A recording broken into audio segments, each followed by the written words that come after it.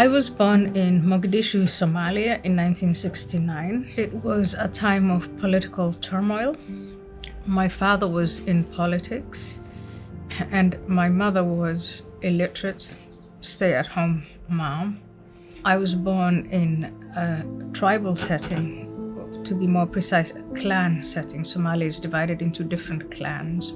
It's very important as a Somali to know your clan. That's sort of your identity card. I met my father when I was about 7 or 8 years old in Saudi Arabia, because my father was thrown in prison by the dictator Mohammed Siad Barre. And so the first about 7 or 8 years of my life was all about my father being in prison and my mother trying to make ends meet. I went to school in Kenya. There was IRE, Islamic Religious Education, and there was CRE, Christian Religious Education. Those were the two that were provided. And it's in one of these IRE classes, Islamic religious classes, that I encountered a different approach to religion. This teacher comes into our school and she introduced me and my classmates to a completely different concept of Islam. She started to explain to us how absolutely every part of our body was a source of arousal and therefore mischief for men. And every bit of it had to be covered. And she also had taught us how not just the physical parts of our body, even our fingers, but then it wasn't enough to just cover yourself. You could be a source of arousal for men just by your voice. So singing, laughing, raising your voice was bad. So that was the initiation into what she called not just being a Muslim in name only, but being a true Muslim. My father then comes back to Kenya. I was 21 going 22. And for a Somali Muslim man to have a daughter of that age unmarried is a conundrum. So when this Canadian man comes from his Canadian Somali relative, he comes to Kenya and they meet at the mosque. I was offered to him. And for my father, what was relevant was it's a time of civil war. Here's a provider. He's a good Muslim. He's our relative. He's our bloodline. Because he's our bloodline, you are guaranteed that he's going to treat you right. And I say, but I don't agree with you, Dad. I don't think this is the man I want to get married to. He's saying it's God's will. And there, you can't argue with God. You just submit and you obey. And that's it. The marriage was settled. As this whole process of marriage is taking place, the thoughts going through my mind is my mother's life, that I don't want to lead my mother's life. I didn't want to be persecuted by fate and live the way she lived. And so at the age of 22, I went to Holland and I asked for asylum. I didn't quite know how it would unfold, but it was a very attractive alternative. When I asked for asylum, I'm put in an asylum seeker center for about 11 whole months.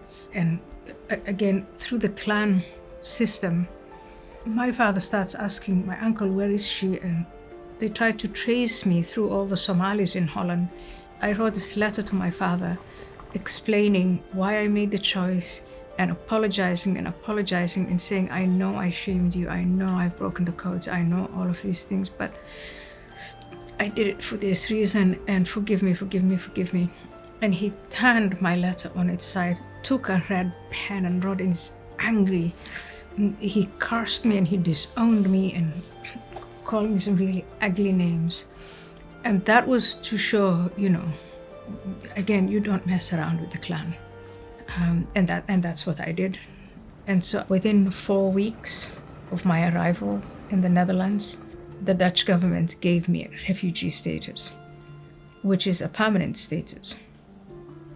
And I never looked back. And so in 2002, I remember thinking about it very seriously and concluding I'm not a Muslim. And there was a big fallout with my family, with my clan, with fellow Muslims, not just in the Netherlands, but beyond, of all the big bad, stuff that I have supposedly done, that's the worst. That's the one thing even your clan members cannot forgive you. Worse, it's your clan members who are supposed to punish you for this.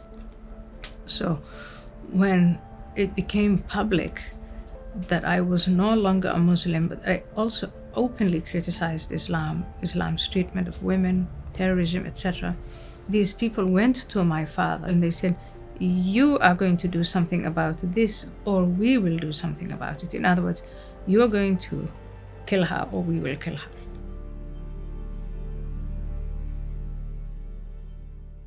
The first series of threats against my life that was issued by Islamists was in 2001, 2002.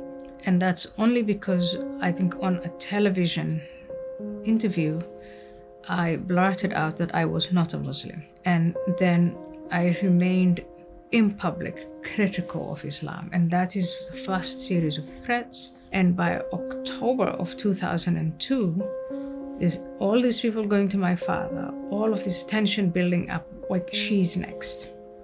In 2003, the discussion about Islam and women and the Muslim women in Holland and the way they are treated and how they're subjected to female genital mutilation and honor killings, and they are locked up and they're removed from school and they're sent off to the country of origin, and we never know what happens to them. Their passports are taken away, they're forced into marriage. Well, all of these discussions were ongoing, and I was at the center, at the heart of it all. So I came up with this art project in my head. What I wanted to do was to take the most relevant verses in the Quran, pull them out, the one that says beat her, flog her, execute her, etc., force her into marriage, and have them written on mannequins, on models that were the form of women. And then I wanted that displayed in one of the national museums in The Hague. I don't know how I got introduced to Theo van Gogh. Theo van Gogh was a very famous, and to some people infamous, Dutch film director. And he said, why don't you bring the idea to me? We're not going to use dolls, is what he called the mannequins. We're going to use actual human beings, actresses. And you just write the script and I'll film and direct it. This was aired in August of 2004. And in November, on the 2nd of November of 2004, it was a Tuesday morning, Theo was going to work. The murderer had a gun, had knives, was on a bicycle, chased Theo van Gogh, shot him. Theo crossed the road, all the while telling him, can't we talk about this? Which that sentence, everyone agreed, captured again this clash of civilizations or cultures, the uncompromising nature of Islam, and this let's talk about things, we'll find some middle ground. And they left a note on his body for me. The note is really a fatwa, because it basically reads, it's you did this, you did this, you did this, and for these activities, this is the penalty on it, and it shall happen to you. That was the way he had structured it as a fatwa. So that is that's the tragedy that ended Theo's life.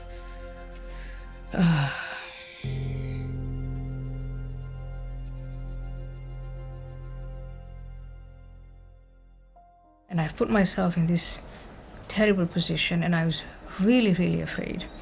And I just had this fire hose of negative thoughts churning in my head, not letting up. In the meantime, the FBI is coming every so often to say there's this active plot against your life, and there's this active plot against your life. And I was medicating these thoughts through drinking. It was a glass of wine, it was 2 glasses of wine, but just to get to the same level of comfort and of relaxation, I would need more and more of it. Long story short, I was really turning into an alcoholic. I was coming to depend on alcohol. I agreed to go to a rehab center. When I get there and I talk to this wonderful therapist, she says, I really think what you're going through is spiritual emptiness. It's spiritual bankruptcy. And sooner or later, you're going to have to figure out what you're going to do about it. And she gives me a menu of choice of all the spiritual options. So when she says you're spiritually bankrupt, I'm in a place where I think, well, I left Islam. I'm not going to be a Muslim again. And I told her I'm an atheist. I'm an activist atheist. Like, I've literally spoken to rooms full of people, telling them all about the negative side of religion.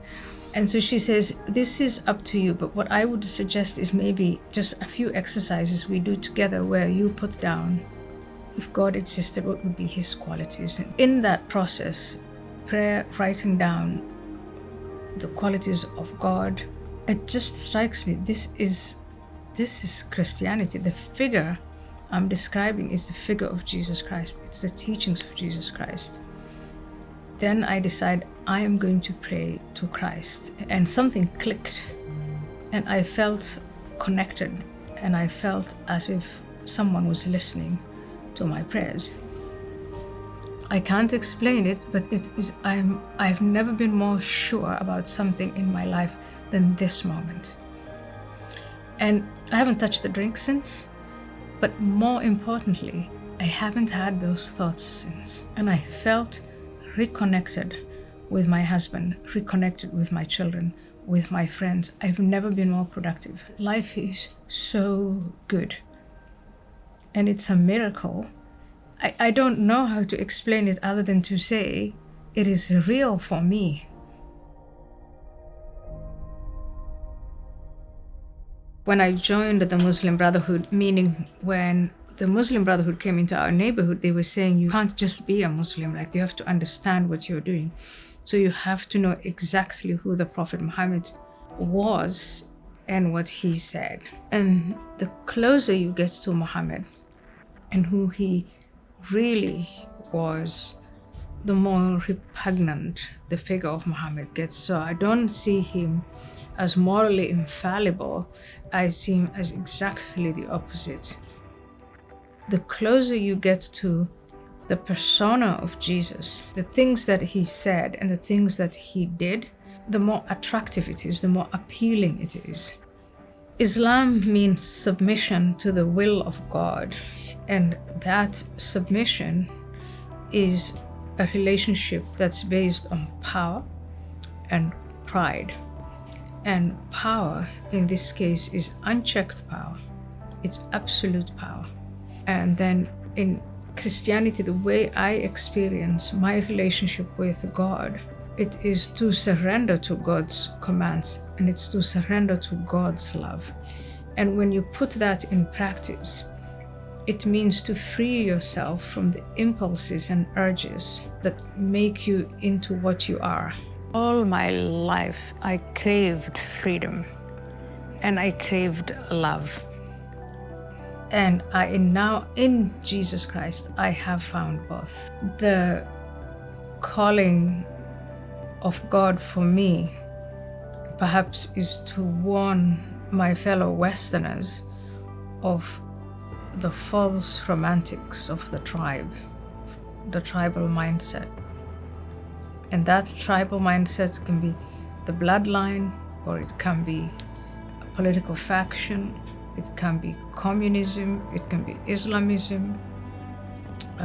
But all of these collective stories of utopia have a way of ending in tyranny, in anarchy, and in bloodshed. It's a standalone truth that when Western civilization turns her back on those biblical foundations, then she declines.